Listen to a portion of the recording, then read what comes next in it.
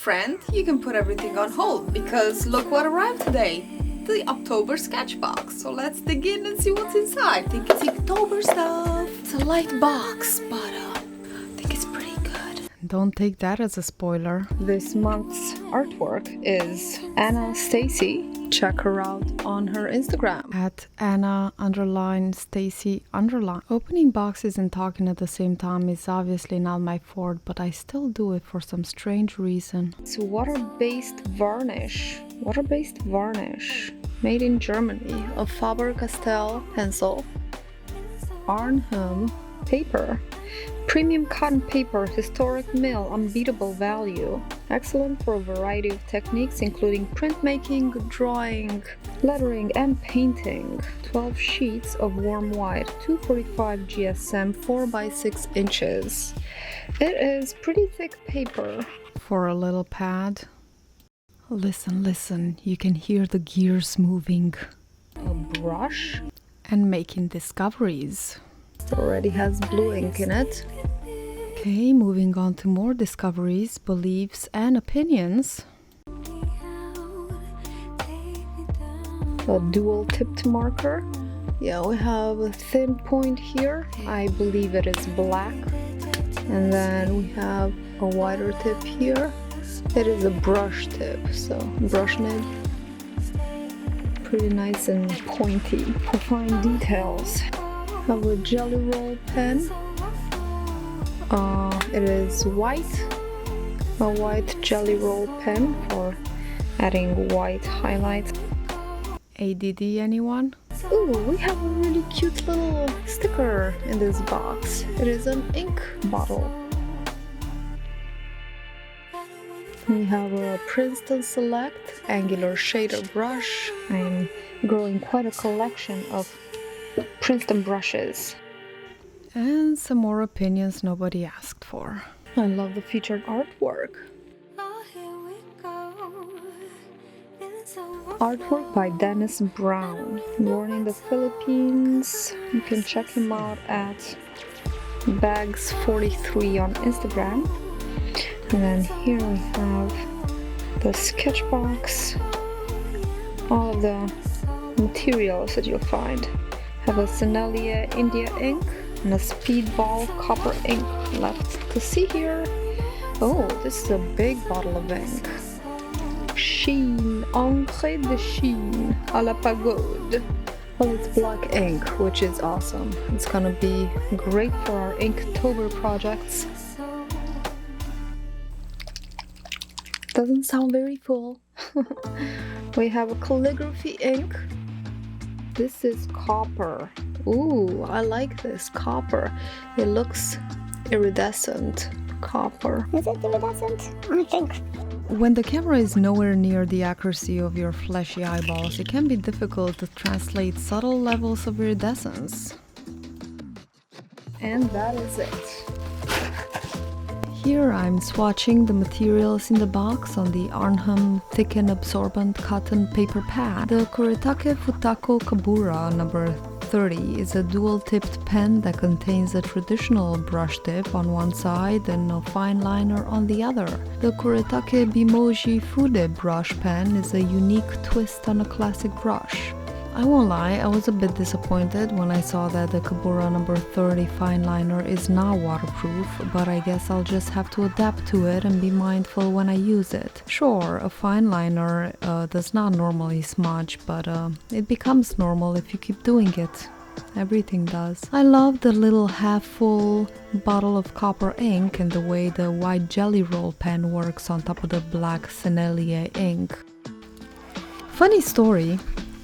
At the end of August, after my latest palette-filled box, I decided to take a break from art subscription boxes for a while and I hit the skip month button. They're just piling up. I have so many art supplies that I can't use them before they get dry. But the main reason is that I've been playing with monthly art subscription boxes, getting ideas, and playing freely more often, which has been really great for my productivity, imagination, and getting out of the box and socializing and learning new mediums. On the other hand, I've been making lots of these small projects, quickies, things that don't need a lot of involvement. Kind of like fast food, fast art, if you will. Instant gratification. But something deep inside me says that I should perhaps stop running on the content treadmill of YouTube and put on my big girl pants and continue making my regular masterpieces, which is in general for me large acrylic and oil canvas paintings and murals. And even if it takes twice the time, thrice the time, I think it's worth taking the time to do something worthwhile every now and then. There is some study that found that hot streaks of creativity generally come after a long period of exploration of different techniques, subjects or moods, and then honing in on something that is most attractive to you. It might be seen as focusing in on something in particular, a deeper exploration or a zooming in or refining process. And refining is good. I think life is a process of refining. Well, anyway, after I skipped my palettefull packs box, I realized that October is on its way with Inktober and all the fun social art buzz going on, and I started feeling major FOMO to not be part of it. After all, of all art supplies, I wouldn't mind stocking up on just ink for a bit. I don't care much for markers or colored pencils, but ink? I like ink. So I asked around on my Instagram because I have the hardest time choosing between brands and things. Decision making is one of the hardest things, isn't it? I think on my tombstone it will say, she couldn't decide on most things. The one thing she knew is that she liked crunchy peanut butter over creamy. So I said, should I get Paletteful or Sketchbox? Because I know Sketchbox is pretty good around October and it has a massive social following and artist scene. And I got mixed responses, so I said, you know what? My October 2020 Sketchbox is still as full as when I got it a couple months ago when they had some sort of sale, and I fell for it again, so I just went with Paletteful. I unskipped for a month. So then Sketchbox sends me this email, you don't want to miss this, blah blah blah. So I said, what the heck? And I got the freaking Sketchbox too. Am I happy with it? I mean, nice art supplies, definitely go well together, quality seems pretty good. They liked my post on Instagram, which is unprecedented, and well, I guess I'm overall pleased with the box, but I wouldn't have been so distraught if I missed it. The value is not that outrageous for the price, it's fair at best. I am looking forward to Paletteful though. See, it's an addiction, a kind of addiction, I suppose, that doesn't make you fat or wrinkly or brain damaged, just broke, which is something we can all fix, isn't it? Speaking of that, if you're enjoying this hilarious content and you would like to show your support in a bigger way, consider becoming my patron.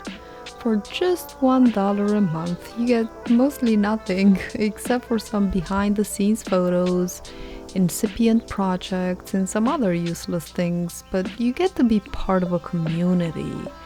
Something bigger than you, something bigger than me. I'm not really sure what that is. $1 a month. If more people would do it, I might even pay the bills. Moving on from lowly things, here's a bunny that keeps visiting me in the morning to make you forget about the fragility of the human spirit and think about the fragility of bunnies, which only live for 5 to 8 years, 12 tops. Well, anyway, subscribe to this channel and like this video if you liked it. And if you didn't like it, well, sorry. Any attention is good attention in the YouTube world, so do what you gotta do. Bye.